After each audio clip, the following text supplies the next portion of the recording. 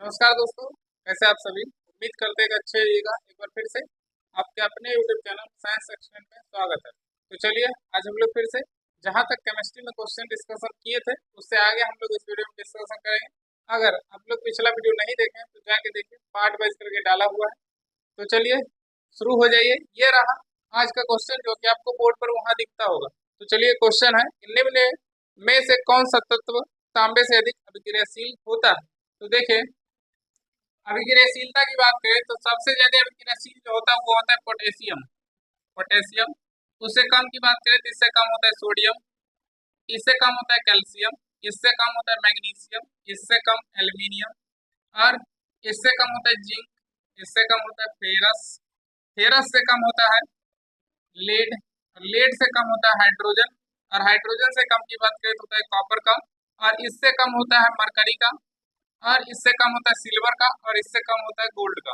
यानी अभिक्रियाशील की बात करें तो सबसे अधिक होता है पोटेशियम का, उससे कम सोडियम, उससे कम कैल्शियम। यानी सबसे अधिक अभिक्रियाशील की बात करें, सबसे अधिक अभिक्रियाशील, सबसे अधिक अभिक्रियाशील की बात करें तो पोटेशियम और सबसे कम अभिक्रियाशील की बात करें, सबसे कम अभिक्रियाशील, अभिक्रियाशील यानी सबसे कम अभिक्रियाशील की बात करें तो सबसे कम अभिक्रियाशील तत्व कौन सा, गोल्ड। और सबसे अधिक अभिक्रियाशील तत्व कौन सा, पोटेशियम।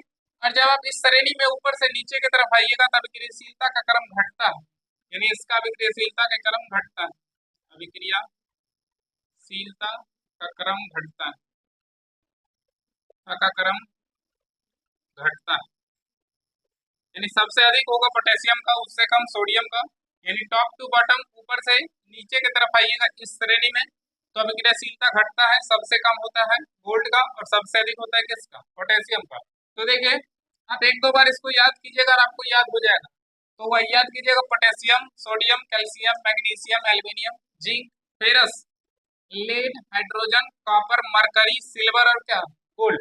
एक दो बार याद कीजिएगा, याद हो जाएगा। अब एक क्वेश्चन पूछ रहा था कि निम्न में कौन सा तत्व तांबे से अधिक अभिक्रियाशील होता है। कह रहा है कि तांबे से अधिक अभिक्रियाशील होता है। तांबे का मतलब कॉपर, यानी कॉपर से अधिक अभिक्रियाशील होता है। तो देखिए कॉपर से अधिक अभिक्रियाशील जो दिख रहा है आपको, हाइड्रोजन है, लेड है, फेरस है, जिंक है, एल्यूमिनियम है, मैग्नीशियम है, कैल्शियम है, सोडियम है, पोटेशियम है। तो देखिए क्या है ऑप्शन में, पहला ऑप्शन है चांदी। तो चांदी की बात करें तो देखिए चांदी कॉपर से कम क्रियाशील है, यानी चांदी जो है ये सिल्वर कॉपर से कम क्रियाशील है। तो ये होगा नहीं, कह रहे हैं कॉपर से अधिक क्रियाशील, तो ये होगा नहीं। बी ऑप्शन है प्लेटिनम, प्लेटिनम तो कहीं है नहीं, ये आंसर होगा नहीं। सी ऑप्शन है जिंक। तो देखिए कॉपर से अधिक क्रियाशील है जिंक, कॉपर से अधिक है तो इसका आंसर क्या होगा, जिंक। अब देखिए ऑप्शन डी को भी चेक कर लीजिए, सोना। सोना देखिए कॉपर से क्या कम क्रियाशील है और एक ही ऑप्शन में है जिंक, तो इसका आंसर क्या होगा, zinc, option C. Next question है कि लवण जल के विद्युत अपघटन द्वारा इनमें से कौन सा उत्पाद बनता है।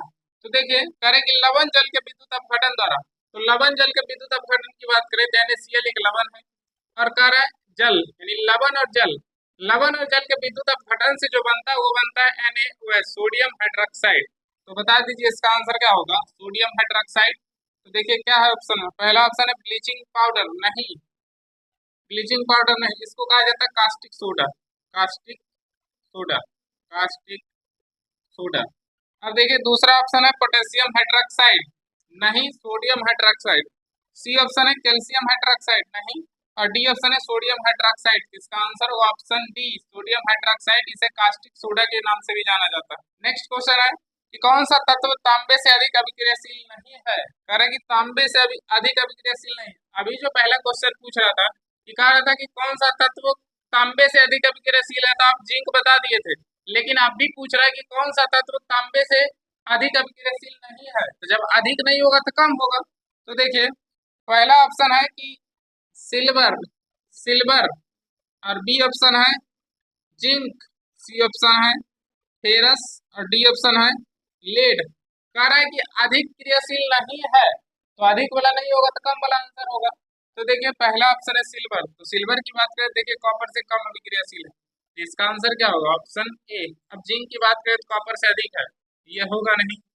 सी ऑप्शन है क्या फेरस, फेरस की बात करें तो कॉपर से अधिक है, ये भी नहीं होगा। डी ऑप्शन है लेड, लेड भी देखिए कॉपर से अधिक है, ये भी नहीं होगा। तो ये तीनों कॉपर से अधिक क्रियाशील है, लेकिन एक ही है जो कॉपर से कम क्रियाशील है। तो इसका आंसर होगा ऑप्शन ए। अगर आपको वीडियो अच्छा लगता है तो लाइक कर दीजिएगा, सब्सक्राइब कर दीजिएगा, दोस्तों के साथ शेयर कर दीजिएगा। तो चलिए नेक्स्ट क्वेश्चन पे आते हैं। नेक्स्ट क्वेश्चन है, निम्न में कौन सा तत्व सर्वाधिक अभिक्रियाशील है, यानी कह रहा है कि कौन सा तत्व सर्वाधिक अभिक्रियाशील है। तो देखिए सर्वाधिक अभिक्रियाशील कौन सा, सोडियम सॉरी पोटेशियम। अब देखिए ऑप्शन में है पोटेशियम, तो देखिए पहला ऑप्शन है लेड, पहला ऑप्शन है लेड, बी ऑप्शन है एल्यूमिनियम, सी ऑप्शन है मैग्नीशियम और डी ऑप्शन है कैल्शियम। अब देखिए कह रहा है कि सबसे अधिक अभिक्रियाशील कौन है, तो आपको पता है कि सबसे अधिक अभिक्रियाशील कौन सा है, पोटेशियम, जो कि देखिए पोटेशियम है ही नहीं। अब कहिएगा कि इसका आंसर नहीं होगा, होगा। अब पोटेशियम नहीं है तो देखिए ये नहीं है तो देखिए ये है, इससे कम क्या है सोडियम, ये नहीं होगा तो ये होगा आंसर। अगर ये भी नहीं होगा तो ये आंसर होगा, अगर ये भी नहीं होगा तो ये आंसर होगा। तो देखिए ऑप्शन में क्या है, पोटेशियम नहीं है, सोडियम है, देखिए सोडियम भी नहीं है, ये दोनों है नहीं, देखिए कैल्शियम है कैल्शियम, तो इसका आंसर क्या होगा कैल्शियम। नहीं तो आप इसमें चेक कर लीजिए कि चारों जो दिया हुआ था तो चारों तत्व में से सबसे अधिक अभिक्रियाशील कैल्शियम होगा, इसलिए इसका आंसर ये होगा। तो देखिए चेक करके कैल्शियम से कम होता है मैग्नीशियम का, तो देखिए कैल्शियम से कम होता है मैग्नीशियम का, तो इससे ये कम है तो ये तो होगा नहीं। देखिए यहाँ कैल्शियम से कम एल्युमिनियम का होगा, तो देखिए कैल्शियम से कम एल्युमिनियम का है, ये भी नहीं। और कैल्शियम से कम देखिए लेड का होगा, तो कैल्शियम से कम लेड का है, ये भी नहीं होगा। और इस तीनों की अपेक्षा कैल्शियम क्या अधिक क्रियाशील है, इसका आंसर क्या होगा ऑप्शन डी। नेक्स्ट क्वेश्चन है, इनमें से किस जलीय विलयन के विद्युत अपघटन के फलस्वरूप सोडियम हाइड्रोक्साइड का निर्माण होता है। तो देखिए अभी हम आपको बताए थे कि किसके जलीय विलयन के विद्युत अपघटन से, तभी हम आपको बताए थे कि NaCl के जलीय विलयन के विद्युत अपघटन से बनता है सोडियम हाइड्रोक्साइड। NaCl के जलीय विलयन से बनता है सोडियम हाइड्रोक्साइड, जिसका नाम होता है कास्टिक सोडा। अब देखिए कि किसके जलीय विलयन से, NaCl सोडियम क्लोराइड के, तो देखिए है ऑप्शन में, पहला ऑप्शन है Na2O नहीं, बी ऑप्शन है Na2SO4 ये भी नहीं, सी ऑप्शन है सोडियम बाइकार्बोनेट NaHCO3 ये भी नहीं होगा, और डी ऑप्शन है सोडियम क्लोराइड NaCl, इसका आंसर क्या होगा NaCl, option D. Next question है, इनमें से कौन सा धातुओं की अभिक्रियाशीलता के आधार पर सही अवरोही क्रम है। तो देखिए एक होता है आरोही क्रम और एक होता है अवरोही क्रम। तो आपको पता है कि आरोही क्रम का मतलब होता है क्या बढ़ते क्रम, और अवरोही क्रम का मतलब क्या होता है घटते क्रम। तो देखिए पूछ रहा था कि अवरोही क्रम में व्यवस्थित है, तो देखिए अवरोही का मतलब होता है घटते क्रम। तो देखिए पहला ऑप्शन में दिया हुआ एल्यूमिनियम, एल्यूमिनियम, कॉपर, कैल्शियम और दिया हुआ है मरकरी, और बी ऑप्शन दिया हुआ है एल्यूमिनियम, कॉपर, मरकरी और कैल्शियम। सी ऑप्शन है कैल्शियम, एल्यूमिनियम और कॉपर और मरकरी, और डी ऑप्शन है एल्यूमिनियम, कैल्शियम, कॉपर और मरकरी।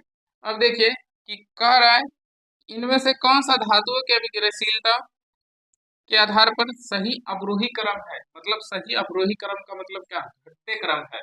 तो देखिए घटता क्रम इसका मतलब जिसका अभिक्रियाशीलता ज्यादा हो वो क्या होगा आगे होगा, इससे कम क्या होगा इससे आगे, और इससे कम इससे आगे। यानी घटते क्रम का मतलब होता है पहले 10, तब 9, तब 8, तब 7, उसके बाद 6, 5, 4, 3।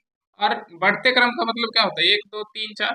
अब देखिए कि यहाँ से ऑप्शन को चेक कीजिए। अब देखिए एल्यूमिनियम की बात करें तो एल्यूमिनियम से देखिए कम कॉपर का होता है, एल्यूमिनियम से कम कॉपर का होता है, ठीक है।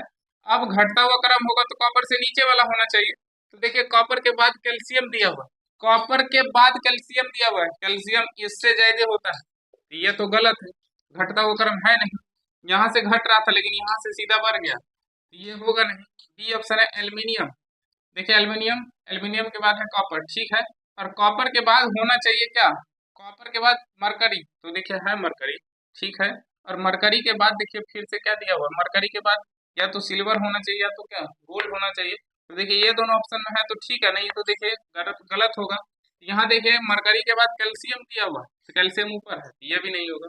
अब सी ऑप्शन को चेक कीजिए, तो कैल्शियम की बात करें देखिए कैल्शियम का ठीक है सबसे अधिक होता है, इससे कम कैल्शियम से कम एल्यूमिनियम का, ठीक है। इससे कम किसका होता है? कॉपर का, ठीक है। और कॉपर से कम होता है मरकरी का, ये ठीक है अवरोही क्रम। इसका आंसर क्या होगा? Option C. ये भी गलती होगा, चेक कर लीजिए। नेक्स्ट क्वेश्चन है, इनमें से किस धातु की अभिक्रियाशीलता सबसे कम है? कह रहा है कि इनमें से किस धातु की अभिक्रियाशीलता सबसे कम है। तो आपको पता है कि सबसे अधिक पोटेशियम का होता है, सबसे कम किसका होता है? सबसे कम किसका? गोल्ड का। तो देखिए सीधा सीधा ऑप्शन दिया हुआ, अगर ये नहीं होगा तो ये आंसर होगा, ये नहीं होगा तो ये होगा। तो देखिए ऑप्शन में है गोल्ड, तो पहला ऑप्शन है चांदी। चांदी नहीं होगा, ये सोना से ज्यादा होता है चांदी का क्रियाशीलता।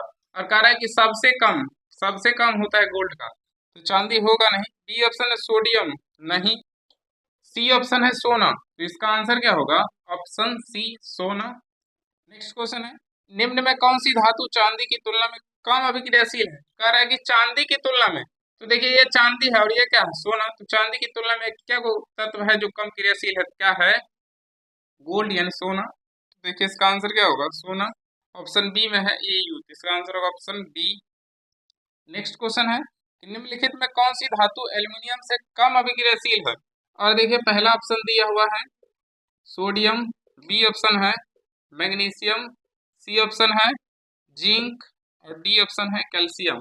और देखिए क्वेश्चन कह रहा था कि एल्युमिनियम से कम अभिक्रियाशील है, कह रहा है एल्युमिनियम से कम अभिक्रियाशील है। तो देखिए एल्युमिनियम यहाँ है और कह रहा है एल्युमिनियम से कम, एल्युमिनियम से कम ये सभी हो सकता है।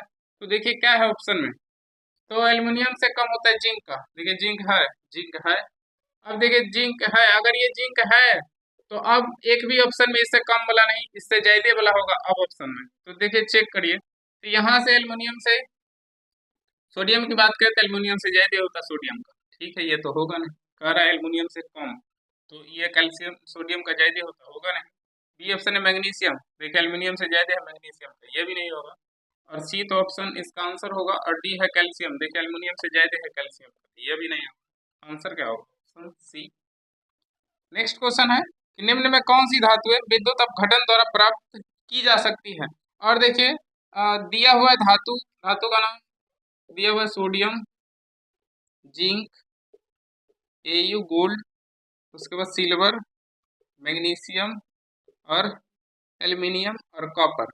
अब देखिए कह रहा था क्वेश्चन कि निम्न में से कौन सी धातुएं वैद्युत अपघटन द्वारा प्राप्त की जा सकती है? वैद्युत अपघटन द्वारा प्राप्त की जा सकती है, इस धातु का नाम बताना। तो धातु की बात करें तो एक सोडियम है, वैद्युत अपघटन से प्राप्त किया जाता है। और एक होता है एल्युमिनियम और एक मैग्नीशियम।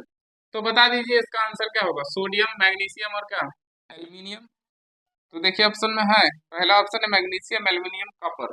नहीं, मैग्नीशियम, एल्युमिनियम और सोडियम होगा। बी ऑप्शन है sodium, magnesium, aluminium, sodium, magnesium, aluminium, इसका आंसर होगा ऑप्शन बी।